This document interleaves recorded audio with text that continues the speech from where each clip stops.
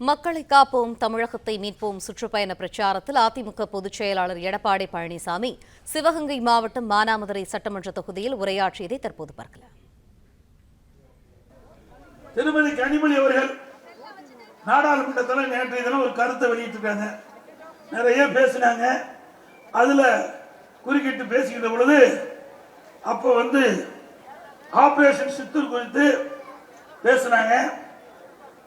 Operation Chittoor குறித்து இந்தியாவின் நிலைப்பாட்டை உலக நாடுகளுக்கு எடுத்துச் சொல்வதற்காக 7 குழு அமைக்கப்பட்டு அதுல ஒரு குழுக்கு திருமதி கனிமொழி அவர்கள் தலைமை தாங்கி போனாங்க. பல வெளிநாட்டுக்கு போய் இந்திய நாட்டுடைய நிகழ்வுகளை எடுத்து சொன்னாங்க.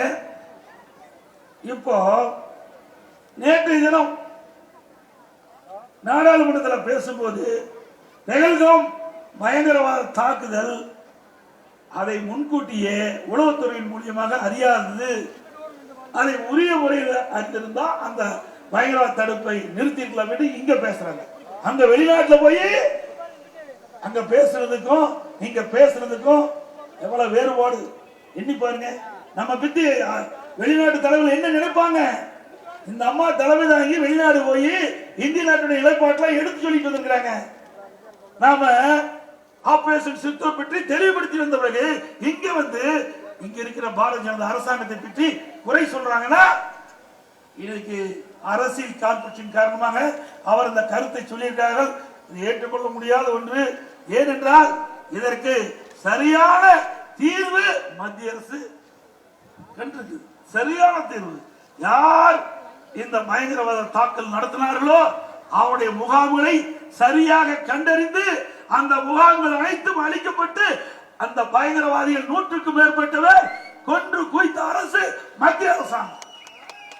இதே 1998ஆம் ஆண்டு திரு கருணாநிதி அவர்கள் முதலமைச்சர் இருந்த காலகட்டம், மரியாதைக்குரிய அத்வானி அவர்கள் கோயம்புத்தூருக்கு வராங்க. அப்போ பல இடத்துல குண்டு வெடிச்சு சுமார் 56 பேர் இறந்திருக்கிறாங்க. 56 பேர் இருந்திருக்கிறாங்க. 200 பேர் படுகாயம் அடைஞ்சிருக்காங்க. இதுக்கு என்ன பதில் சொல்ல போறாங்க திருமதி கனிமொழி அவர்கள்? உளவுத்துறை ஃபெயிலியரா? இதுக்கு ஒரு நியாயம் அதுக்கு ஒரு நியாயமா? அண்மையில கள்ளக்குறிச்சியில சுமார் 67 பேர் விஷசாராயம் குடித்து இறந்திருக்கிறாங்க. 2 பேர் விஷசாராயம் குடித்தவுடன் அவர் மருத்துவமனையில் போய் சேர்க்கிறாங்க. அங்க இருக்கிற கள்ளக்குறிச்சி மாவட்ட ஆட்சித்தலைவர், மாவட்ட கண்காணிப்பாளர், ஒரு திமுக எம்எல்ஏ 3 பேரும் சேர்ந்து நிருபருக்கு பேட்டி கொடுக்கிறாங்க. அப்பவாவது உரிய முறையில் நடவடிக்கை எடுத்திருந்தா இந்த 67 பேர் உயிரை காப்பாத்தி இருக்கலாம். அப்போ மாவட்ட ஆட்சித்தலைவர் பேட்டி கொடுக்கிறார் நிருபருக்கு. இது கள்ளச்சாராயம் குடித்து அவர்கள் மருத்துவமனையில் சேர்க்கப்படவில்லை, பல்வேறு உடல்நிலை சரியான காரணத்தினால அங்கே மருத்துவமனையில் சேர்க்கப்பட்ட தவறான தகவலை கொடுத்த காரணத்தினால அந்த மருத்துவமனையில் சேர்க்கப்பட்ட 2 இறந்து விட்டார்கள். அவர்களுக்கு துக்கம் விசாரிக்க போய் அங்க இருக்கிற விஷசாராயத்தை சுமார் 65 பேருக்கு மேல் குடித்து கிட்டத்தட்ட 67 பேர் இறந்திருக்காங்க. இந்த தமிழ்நாட்டுடைய உளவுத்துறை என்ன பண்ணுச்சு?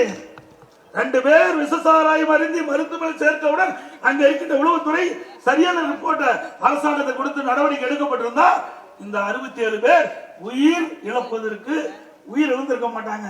அதற்கு காரணம் திமுக அரசாங்கம். இதுக்கு என்ன பதில் சொல்ல போறாங்க திருமதி கனிமொழி அவர்கள் உளவுத்துறை வச்சுக்கிட்டு? பிளே ஸ்டோர் மற்றும் ஆப் ஸ்டோரில் இருந்து பாலிமர் செயலியை QR கோடு மூலம் பதிவிறக்கம் செய்யுங்கள். செய்திகளை உடனுக்குடன் பெறுங்கள்.